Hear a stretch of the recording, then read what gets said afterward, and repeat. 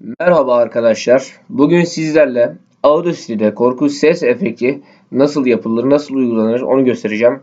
Hemen başlayalım. Öncelikle programımızı açıyoruz. Audacity.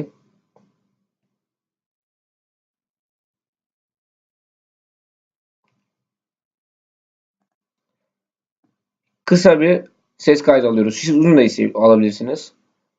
Ben de kısa bir ses kaydı alıyorum. Merhaba, ben Mahmut Kara diye mesela. Şu başta olmadı. Şimdi dinleyelim ses kaydımızı. Merhaba, ben Mahmut Kara. Tamamdır. Şimdi bu ses kaydını seçiyoruz. CTRL-A kısa yolu ile. Daha sonra etkilere gidiyoruz. Buradan pause stitch'i seçiyoruz. Bu ayarlamaları istediğiniz gibi yapabilirsiniz. Ben 5.05 kullanıyorum. Tamam diyoruz. Kısa bir süre içinde bize korku ses efektini veriyor. Evet.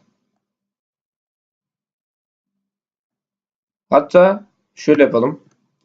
Bunu alalım. CTRL-C yapalım. Buraya bunu kopyalayalım.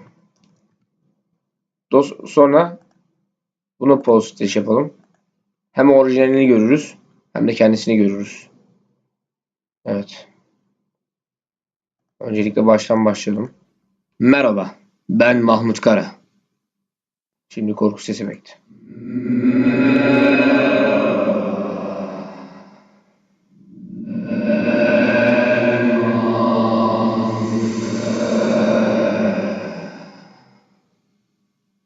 Bu şekilde. İzlediğiniz için teşekkür ederim. Video bu kadardı. Çok basit. Kaç dakika oldu bilmiyorum. Hadi.